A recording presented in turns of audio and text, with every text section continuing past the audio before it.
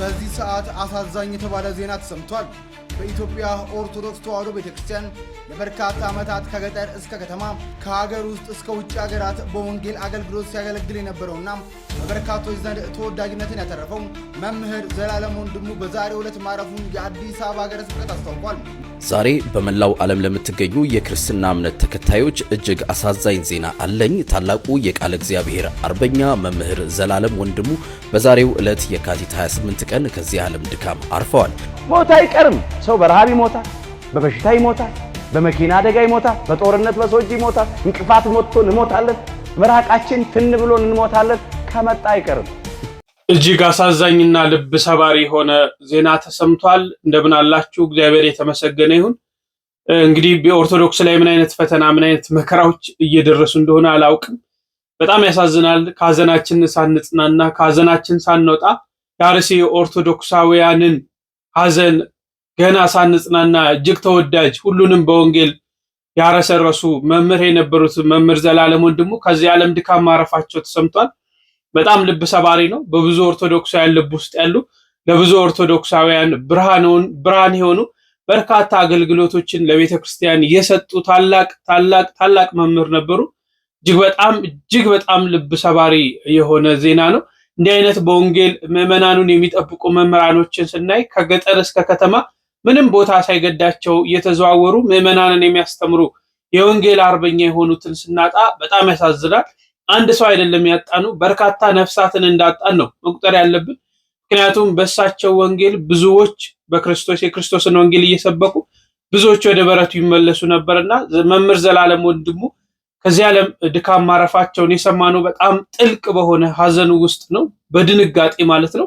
እንግዲህ ብዙ መምህራንን ብዙ የቤተክርስቲያን አባቶችን በጣም እያስቆጭና እያሳዘነ ያለ ነው።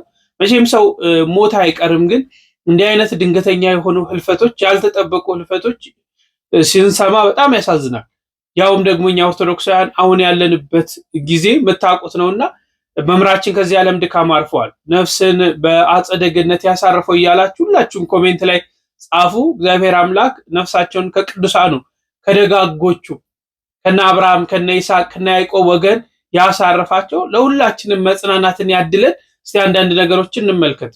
የዘመናችን ሁላችን የምንወዳቸው የምናከብራቸው ለህይወታችን አስፈላጊ የሆኑ የቤተ ክርስቲያን ዋርካዎቻችን እየተሰበሩ እያለቁ ነው። ይኸው ተራው ደግሞ ዛሬ የመምህር ዘላለም ወንድሙ ሆነ። እጅግ ባልተጠበቀ ሁኔታ መምህራችንን አጣን። ብዙ የወንጌል አገልግሎቶችን የሰጠ ከምንም በላይ አውደ ምሕረት ላይ ሲቆም በራሱ ትምህርት መሆን የሚችል አንድም ቀን ለራሱ ድሎት የማይጨነቅ የዘመኑ ድንቅ ሐዋርያ ታላቅ መምህራችንን ነው ያጣነው። እንግዲህ ምን ይውጠን ይሁን? እንደሱ አይነት ዋርካዎች እየተሰበሩ ባለቁ ቁጥር መጨነቅም ማዘንም መሰብሰብም ያለብን ራሳችንን ብዬ አስባለሁ። እጅግ በጣም ያሳዝናል። መምህር ዘላለም ወንድሙ በሞት ተለየን። መምህር ዘላለም ከዚህ ዓለም በሞት ተለይቷል። ለአገልግሎት ከኢትዮጵያ ወደ አሜሪካ በሄደበት በዛችው ምድር ላይ ነው ከዚህ ዓለም በሞት የተለየው። ሁላችሁም ነፍስ ይማር በሉና ጻፉልኝ። እግዚአብሔር አምላክ ያገለገልከው ዘመንን እድሜህን በቅንነት ታገለግለው የነበረው ነፍስህን በገነት ያኑረው። ያገለገልከውም አምላክ በእቅፉ ይቀበልህ። ያገለገልከው አምላክ በእቅፉ ያስቀምጥህ። መምህር ዘላለም እግዚአብሔር ነፍስህን በገነት ያኑርልን። ቤተሰብ በጣም አሳዛኝ ነገር፣ ቤተ ክርስቲያን አንድ ልጇን አጣለች። እኛም ውዱ መምህራችንን አጠናል። መምህር ዘላለም ወንድሙ አርፈዋል። እስቲ አንድ ይህን ቪዲዮ ተመልክተን እንመለስ። ሞት አይቀርም። ሰው በረሃብ ይሞታል፣ በበሽታ ይሞታል፣ በመኪና አደጋ ይሞታል፣ በጦርነት በሰው እጅ ይሞታል፣ እንቅፋት ሞቶን እንሞታለን፣ ምራቃችን ትን ብሎን እንሞታለን። ከመጣ አይቀርም። እና ቤተሰብ እንደሰማችሁት ሞት የማይቀር ነገር ነው። በጣም የሚያሳዝን ነገር ነው። በጣም ለማመን የሚከብድ በእውነት ቅርብ ጊዜ እኮ ሲያስተምሩ ነበር፣ እኔም ከታተላቸው ነበር። ግን ሞት ክፉ ነው፣ ሞት ክፉ ነው። እግዚአብሔር አምላክ በአጸደ ገነት ያኑርልን፣ ከደጋጎቹ አጠገብ ነፍሳቸውን ያሳድርልን፣ ያስቀምጥልን። ለዚህችም ቅድስት ቤተክርስቲያን አንድ ልጇን ላጣች መጽናናት እንመኛለን። የእሱን ትምህርት የምትከታተሉ ሁሉ እሱን የምታውቁት የምትወዱት ሁሉ መጽናናት እንመኛለን። ቤተክርስቲያን አንድ ልጇን ያጣችው በእውነት ነው የምላችሁ። እንዴት እንደደነገጥኩ እዚህ ቁጭ ብዬ አሁን አንድ ቪዲዮ ለቅቄ ነበር ስለ ዘማሪ ሲስተር ህይወት በጣም ነው መወዳት፣ ፍቅራችሁን ገለጹላት፣ እኔም በጣም ወዳታለሁ ስል ነበር። እና ምን ልላችሁ ፈልጌ ነው ሰው መች እንደሚሞት አይታወቅም። ስለዚህ በህይወት እያሉ መምህራኖቻችንን ዘማሪዎቻችንን መንከባከብ፣ ማክበር፣ ፍቅር መስጠት አለብን። በቃ አይታወቅም ለማለት ነው። አሁን እዚሁ ከደቂቃ በፊት ነበር በቃ ስለ ዘማሪ ሲስተር ህይወት ፍቅራችሁን ገለጹላት እያልኩኝ እየሰራው የነበረው፣ ግን አንድ መምህራችንን አጣን። የመምህራችን ነፍስ እግዚአብሔር አምላክ በአጸደ ገነት ያኖርልን። ዛሬ በመላው ዓለም ለምትገኙ የክርስትና እምነት ተከታዮች እጅግ አሳዛኝ ዜና አለኝ። ታላቁ የቃለ እግዚአብሔር አርበኛ መምህር ዘላለም ወንድሙ በዛሬው ዕለት የካቲት 28 ቀን ከዚህ ዓለም ድካም አርፈዋል። መምህር ዘላለም ለበርካታ ዓመታት ከገጠር እስከ ከተማ ከሀገር ውስጥ እስከ ባህር ማዶ ሳይሰለቹና ሳይታክቱ ቅዱሱን ወንጌል በታማኝነት ሲያገለግሉ የኖሩ ታላቅ መምህር ነበሩ። የአዲስ አበባ ሀገረ ስብከትም ይሄንኑ የሞት ዜና በታላቅ ሐዘን ገልጿል። የወንጌል አርበኛው መምህር ዘላለም ወንድሙን በገነት ያኑርልን፣ ለቤተሰቦቻቸውና ለወዳጅ ዘመዶቻቸውም መጽናናትን ይስጥልን። አንዳንዴ እውነት መቀበል ሲያቅታችሁ ምን ታረጋላችሁ? የምር ያገለገልካት በአታ ማርያም ያገለገልካት ቤተ ክርስቲያን በመድኃኔዓለም ፊት ዋስ ጠበቃ ትሁንህ። መምህር ዘላለም ወንድሙ የእውነት ለቤተ ክርስቲያናችንና ወንጌልን የምር ከገጠር እስከ ከተማ ከሀገር ውስጥ እስከ ውጭ ድረስ ማምላክን የእውነት ያገለገለ ታላቅ መምህር ነው። ማርያምን ከባድ ነው፣ ማመን ከባድ ነው። አንዳንዴ የማንረባኮኛለን። ለቤተ ክርስቲያናችን ለምእመናን ምን አለ ትንሽ ቢቆይ፣ ግን እውነትን የሚያስተምር እንዲህ ባብይ ጾም ጌታ በጾማት ጊዜ ጾም በዚህ ችለት ተጠራ። ነፍስን ከደጋጎቹ ቀፍ ያሳረፈልን ወዳጅህም መብርሃን አትለይ። ከባድ ነው። ማርያም እጅግ በጣም ልብ ሰባሪ ነው በእውነት። እኔ ምን ብዬ እንደምገልጽላችሁ አላውቅም። በጣም ተወዳጅ የሆኑ ናቸው። በጣም እኔ መምህር ዘላለም ወንድሙን በደብረ ሰላም ቅዱስ እስጢፋኖስ መስቀል አደባባይ በሚገኘው ቤተክርስቲያን በዛ ነው ማውቃቸው። በተለይ በወር በ17 እዚህ ሀገር ውስጥ ከሆኑ ጭራሽ አይቀሩም። ማታ ማታ እሳቸው ናቸው ትምህርተ ወንጌልን የሚያስተምሩትና በጣም ተወዳጅ የሆኑ ማይገኙበት ቦታ የለም፣ ማይሄዱበት ቦታ የለም። ሁሉንም በፍቅር የሚይዙ በጣም ደግና ርህሩህ የነበሩ መምህር ነበሩ። እኔ እንጃ ዘላለም ወንድሙ በጣም ያሳዝናል። እንዲህ አይነት መምህራኖችን ማጣት ማለት ነው። ያለንበትን ወቅት ደግሞ አስቡት፣ ምን አይነት ፈተናና ምን አይነት መከራ እየደረሰብን እንደሆነ። በዚህ በአማራ ክልል ደግሞ በርካቶች እንደተጨፈጨፉም ብዙ ችግሮች እንደተፈጠሩም እየሰማን ሐዘኑ በረታብን። መቼ እንደሆነ ይሄ ሐዘናችን እንደሚቆም አላውቅም። በዚህ አርሲ ኦርቶዶክሳውያን ዕለት ዕለት እየተጨፈጨፉ ዕለት ዕለት በጅምላ መቃብር እየተቀበሩ አረ የደራሽ ያለ እያልን በምንጮህበት ሰዓት ደግሞ ለብዙዎች አባት፣ ለብዙዎች መምህር፣ ለብዙዎች አጽናኝ፣ ለብዙዎች ወደ በረቱ መመለስ ምክንያት የሆኑትን ደግሞ መምህራኖችን በዚህ ጋር ደግሞ እያጣን ነው። ሞት መቼም አይቀርም። አዎ ለማናችንም ሞትን በጀርባችን ተሸክመን ነው የምንሄደው።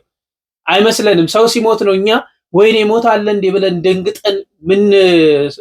ደንግጠን ወደ ራሳችን የምንመጣው እንጂ ሞትን በጀርባችን ተሸክመን ነው የምንሄደው። ነገር ግን እንዲህ አይነት ህልፈቶች ደግሞ እጅግ ያሳዝናሉ። ወጥቶ መቅረት አለ ሲባል መሞት ያልታሰበ እንደው ሰዎች እኮ ህመም ቢገጥማቸው የተለያየ ነገር ቢገጥማቸው እንደው ሊያርፉ ነው ተብሎ ይታሰባልና በጣም ልብ ሰባሪ የሆነ አስደንጋጭ የሆነ ዜና ነው። ምን ማድረግ ይቻላል እንግዲህ እግዚአብሔር የወደደውን ሁሉ አደረገ። ከእግዚአብሔር መውጣት ምንችል ሰዎች አይደለም። እሱ የፈቀደውን አደረገ።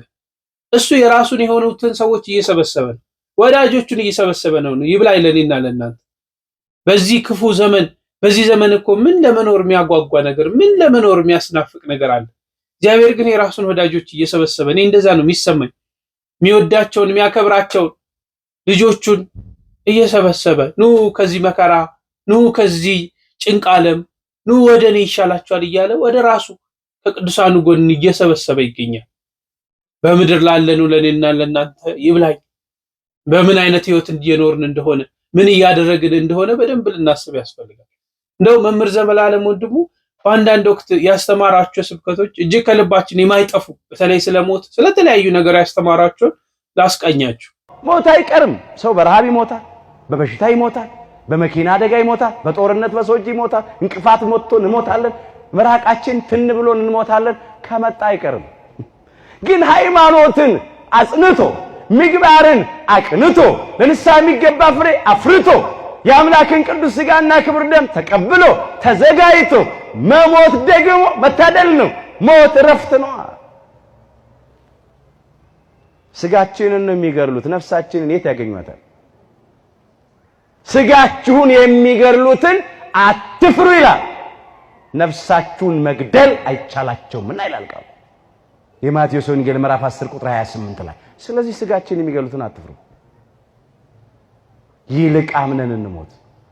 እግዚአብሔር ለሁላችንም ጽናቱን ይስጠን። ሰው ሰውን ቢወድ እንጀራ ቆርሶ ያጎርሳል፣ ልብስ ቀዶ ያለብሳል፣ ሀብት ንብረት ያካፍላል፣ ርስት ያወርሳል። የኛ አምላክ ግን የሰጠን ራሱን ነው። ፍቅር በስጦታ ይገለጣል ብለናል። ሰዎች ፍቅራቸውን ለመግለጥ ብር ይሰጣሉ፣ ወርቅ ይሰጣሉ፣ ካርድ ይሰጣሉ፣ የሚጠወልግ የሚደርቅ የሚረግፍ አበባ ይሰጣሉ። የኛ አምላክ ግን ቅዱስ ሥጋውን ቆርሶ ሰጠን፣ ክቡር ደሙን አፍስሶ ሰጠን፣ ነፍሱን ለመስቀል ሞት አሳልፎ ሰጠ። እየተዋረደ አከበረን፣ እየቆሰለ ፈወሰን፣ እርቃኑን ውሎ ጸጋውን አለበሰን። ሐሞትና ከርቤ መራራውን ቀምሶ ጣፋጩን አጠጣን። የሸዋ አክሊል ተደፍቶበት የሕይወት አክሊል ያቀዳጀን ዘንድ ፈቃዱ ሆነ። የማይሞተው አምላክ በሥጋ ሞተ፣ ሞትን ይሽረው ዘንድ በሥጋ ሞተ፣ ሙታንን ያድን ዘንድ በሥጋ ሞተ እንዳሉ ሊቃውንቱ እነ ቅዱስ ዲዮስቆሮስ በቅዳሴያቸው። በሞቱ ሞታችንን ሻረ፣ በትንሣኤው ትንሣያችንን አበሰረ። ከሞት ወደ ሕይወት፣ ከጨለማ ወደሚደነቅ ብርሃን፣ ከሲኦል ወደ ገነት አሻገረን። ጠላታችን ዲያብሎስንና ሰራዊቱን በመስቀሉ ጠርቆ ከመንገዳችን ላይ አስወገደልን። አለቅነትን ሻረ፣ ስልጣናትን ገፈፈ፣ የሞትን መውጊያ ሰበረ፣ የአመፃን መዝገብ ገለበጠ፣ እኛንም ደግሞ አከበረ። ክብር ይግባው መድኃኔ ዓለም ኢየሱስ ክርስቶስ። በዋጋ ተገዝታችኋል አለ። በብር አይደለም፣ በወርቅ አይደለም፣ በከበረ ደሙ ነው የዋጀን። አንደኛ ጴጥሮስ ምዕራፍ 1 ቁጥር 19 ላይ በብር ወይም በወርቅ ሳይሆን ነውርና ኢድፍ እንደሌለው እንደ በግ ደም በክቡር የክርስቶስ ደም እንደተዋጃችሁ ታውቃላችሁ። የገዛን የዋጀን የተቤዠን ያዳነን ደግሞ ሕይወቱን ከፍሎ ነው። ቅዱስ ሥጋውን ቆርሶ ነው። ክቡር ደሙን አፍስሶ ነው። ነፍሱን ለመስቀል ሞት አሳልፎ ሰጥቶ ነው። በሐዲስ ተፈጥሮ እንደገና የፈጠረን ሕንፃው ነን። ይሄ ቤተ መቅደስ እንዲታነጽ ብዙ ዋጋ ወጥቷል። እውነት ነው። ብዙ ድንጋይ፣ ብዙ ብረት፣ አሸዋ፣ ጠጠር፣ ሲሚንቶ ብዙ ነገር ወጥቷል እዚህ ላይ። ግን ይሄ በዋጋ የሚተመን ነው። ይሄን ያህል ገንዘብ ወጥቶበታል ሊል ይችላል። እኛ ግን በብር አይደለም፣ በሚያልፍ ወርቅ አይደለም፣ ምንም መጠን የለውም፣ ልክ የለውም። በቃ እንዲህ አድርጎ ዋጀን፣ ቀደሰን፣ አነጸን፣ ሰራን። ስለዚህ በሥጋችን ልናከብረው የሚገባው ይህንን አምላክ ብቻ ነው። ለሱ ክብር ነው መኖር ያለብን። ኦሪት ዘሌዋውያን ምዕራፍ 20 ቁጥር 7 ላይ ሰውነታችሁን በሉ ቀድሱ ቅዱሳንም ሁኑ። ምናችሁን ቀድሱ? ሰውነታችሁን ቀድሱ። ይሄ ቤተ መቅደስ ለእግዚአብሔር ክብር ተለይቷል፣ ተቀድሷል። የከበረ ነው፣ የተፈራ ነው። እግዚአብሔር በጸጋ የሚያድርበት፣ በመንፈሱ በረድኤቱ በበረከቱ የሚያድርበት ነው። የቃል ኪዳኑ ታቦት ያለበት ነው። መላእክት የሚወጡበት የሚወርዱበት ነው። ለአምልኮቱ የምንበረከክበት ነው። ለክብሩ የምንዘምርበት ነው። ኪዳኑ የሚደርስበት፣ ቅዳሴው የሚቀደስበት፣ ሳይታቱ የሚቆምበት፣ ማህሌቱ የሚደርስበት፣ ቃለ እግዚአብሔሩ የሚነገርበት፣ አማናዊው ቅዱስ ሥጋውና ክቡር ደሙ የሚፈተትበት የሰማይ ደጅ የጸጋው ግምጃ ቤት የበረከት ቤት ነው። የተቀደሰ ነው። የኛ አካል ደግሞ የኛ ሰውነት የኛ ሕይወት ለእግዚአብሔር ተቀድሶ ተለይቶ እንዲኖርለት እግዚአብሔር ይፈልጋል። ሰውነታችሁን ቀድሱ ቅዱሳንም ሁኑ ያለው ለዚህ ነው። ሰውነታችንን በምን እንቀድሰው? ክብር ከኢትዮጵያ ለቋል። እኛም ተዋርደናል፣ አንገታችንን ደፍተናል፣ በገዛ ሀገራችን ስደተኞች ሆነናል። እስራኤል ያ ሁሉ መከራ የመጣባቸው 34,000 ሕዝብ በአሕዛብ ያለቀው በጦርነት የተሸነፈው ታቦተ ጽዮንም የተማረከችው ለምንድን ነው ብንል የኃጢአት ውጤት ነው፣ የበደል ውጤት ነው። ኃጢአትን የሚዘራ መከራን ያጭዳል ይላል መጽሐፈ ምሳሌ ምዕራፍ 22 ቁጥር 8 ላይ። ኃጢአት ዘራን፣ ይሄው መከራ እያጨድን ነው። አንዳንዶቻችን ሳናውቅ በስህተት እየበደልን ነው። አንዳንዶቻችን አውቀን በድፍረት እየበደልን ነው። ስህተትን ማን ያስተውላል አለ። ከተሰወረ ኃጢአት አንጻኝ አለ። የድፍረት ኃጢአት እንዳይገዛኝ እኔን ባሪያህን ጠብቀኝ አለ ቅዱስ ዳዊት። የኛም ጸሎት እንዲህ መሆን አለበት። መዝሙር 18 ቁጥር 12 ላይ አፍኒንና ፊናስን የገዛቸው የድፍረት ኃጢአት ነው። አወኩሽ ናኩሽ። የእግዚአብሔርን ቤት ናቁ፣ አላከበሩም፣ ለእግዚአብሔር አልታዘዙም። ዛሬም አንዳንዶቻችን የድፍረት ኃጢአት ይዞናል። አዋረደን ወገኖቼ። ታቦተ ጽዮን ተማረከች። ዛሬስ አሕዛብ ታቦቱን እየተጫወቱበት አይደል እንዴ? ቤተ መቅደሱን እያቃጠሉት እያፈረሱት አይደል እንዴ? አፍኒንና ፊናስ ተቀሰፉ። ካህናት፣ ዲያቆናት፣ ምእመናት እንደ በግ እንደ ዶሮ እየታረዱ አይደል እንዴ? እንደ ጎመን እየተቀረደዱ አይደል እንዴ? ሕፃናት አንድ ፍሬ ላይን የሚያሳሱ እንቦቆቅላዎች በግፍ ሲገደሉ አይተናል። ነፍሰ ጡር ማህፀኗ ተቀዶ ጽንሱን አውጥቶ ሲጥሉ አይተናል። አራስ ወልዳ የምታጠባ ከልጇ ጋር ስትገደል አይተናል። በሰይፍ ሲቀሉ፣ በእሳት ሲያቃጥሉ፣ ቁልቁል ሲሰቅሉ ምን ያላየነው ግፍ አለ? ከዚህ በላይ የሚሰማውን ሁለቱን ጆሮች ጭው የሚያደርግ ነገር ምን እንስማ? ምንስ እንይ? ሀገራችን ኢትዮጵያ እንዲህ ነበረች እንዴ? ሀገሪቱ ሀገረ እግዚአብሔር ናት። ህዝቧ ህዝበ እግዚአብሔር ነው። ቅድስት ሀገር ኢትዮጵያ ዛሬ የአሕዛብ የአረማውያን የኢአማንያን እግዚአብሔርን የማይፈሩ ሰውን የማያፍሩ ሆዳቸው አምላካቸው ክብራቸው በኖራቸው ሐሳባቸው ምድራዊ መጨረሻቸው ጥፋት የሆኑ ጨካኞች መጫወቻ ሆናለች። እኔ መጽሐፍ እየጠቀስኩ ከምነግራችሁ በላይ ዛሬ ስንት ግፍ በምድራችን በኢትዮጵያ እየተፈጸመ ነው። አምላካችን እግዚአብሔር በቃችሁ ይበለን። ኢካቦድ ተብለናል። ዛሬም መከራ ነው፣ ስቃይ ነው፣ ጭንቅ ነው፣ ፈተና ነው። ይሄ የመከራ ቀን፣ ይሄ የፈተና ቀን እንዲያጥር እንዲያልፍ ወደሱ እንጩህ። እውነቴን ነው የምላችሁ። ታቦቱ እንደተማረከ እንደተጣለ እንደተናቀ አይቀርም። እንደገና ክብሩን ኃይሉን ታምራቱን ይገልጣል። የፈረሰው ቤተ መቅደስ እንደገና ይሰራል። እንደተዋረድን አንቀርም። እግዚአብሔር ያከብረናል። ብቻኛ እንመለስ። ክብራችንን አንተው። ሰው ክብሩን ሲተው ነው የሚዋረደው።